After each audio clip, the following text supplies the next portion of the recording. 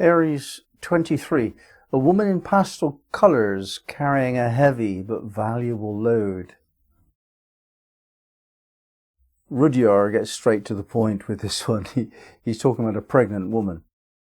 And the colours of pastel suggest modesty, and a veiled load suggests modesty as well. There's a woman here who's hiding away from the world a little bit in order to protect what she regards as very valuable. So the image of pregnancy really works very well here. And life is pregnant with possibility. Life itself, even if you're not a woman, is still appropriate for you to consider the idea of pregnancy. Every situation has pregnancy within it. There's the potential and the insistence that life has to turn that potential into something, to be creative. Creation itself, we can debate the philosophy about what it is and what gave rise to it, but creation itself, we can't dispute the fact that it's creative. And the creator is a creative person or thing. The creativity is all and everything in our world. So every particular situation, every moment has the potential to be creative, to give rise to something new and previously undiscovered. Every child who is born of a pregnant woman is new and previously undiscovered.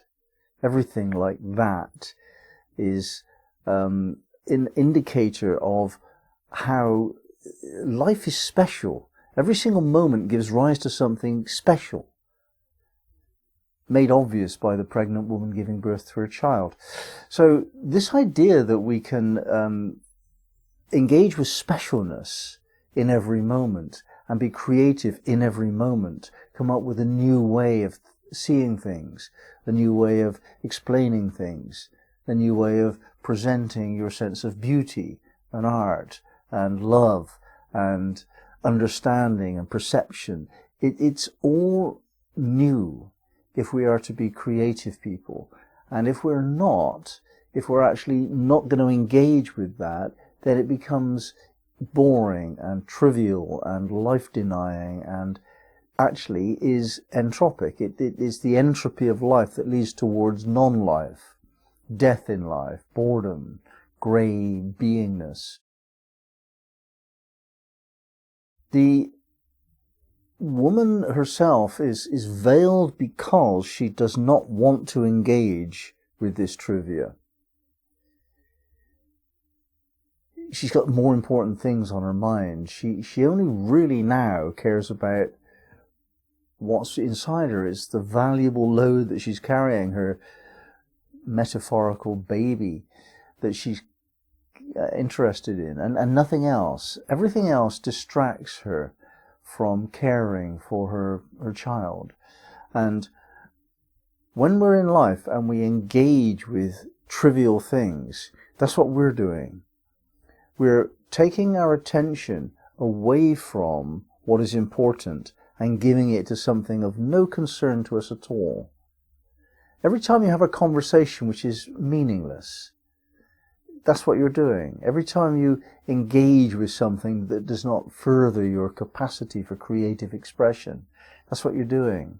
And we're being warned here not to do that.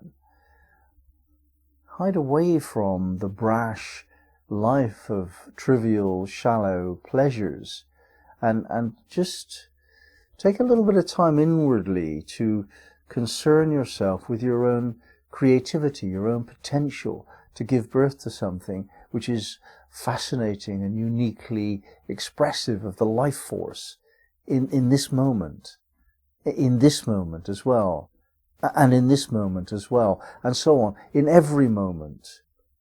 Not just once until you feel you can rest on your laurels because you've done something good. It's not like that.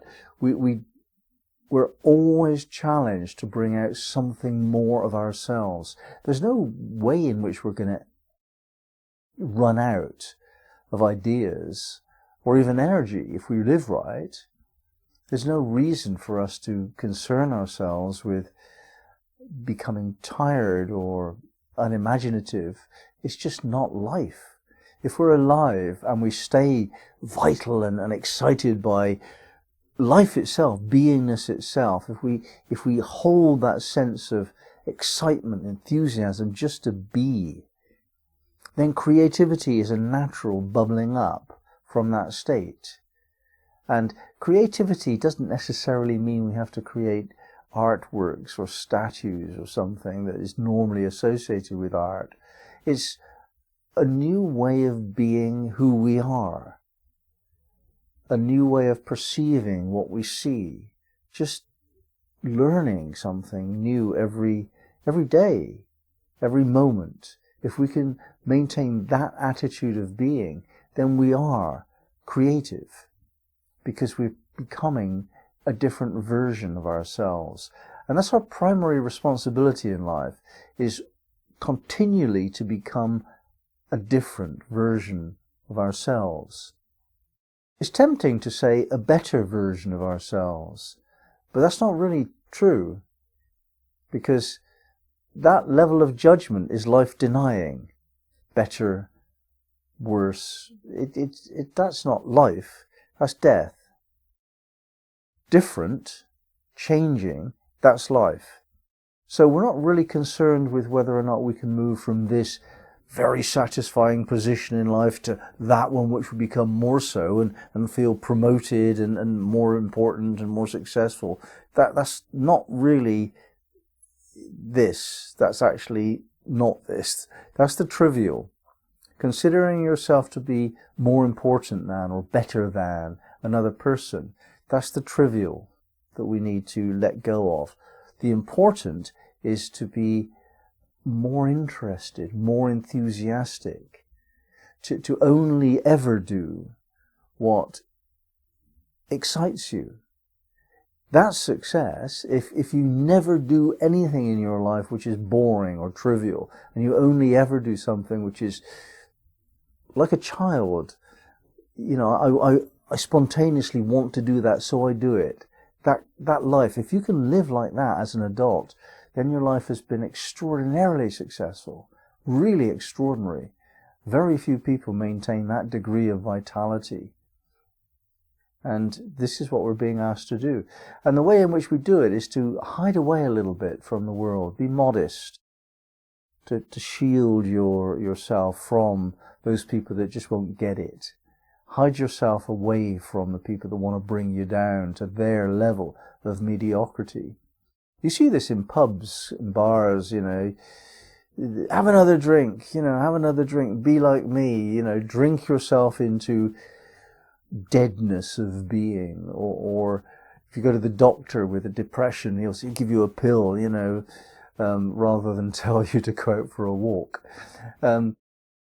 The world is structured around this lowest common denominator principle. Bring you down to their boring level of non-life. Well, don't do that. Hide away from that. You can't fight that. It's too big.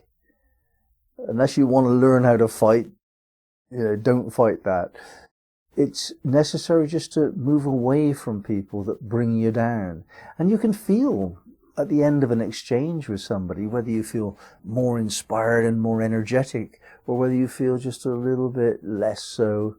You can feel that at the end of any conversation. Does that person raise your game, or do they bring you down? Well, if they bring you down, leave them alone.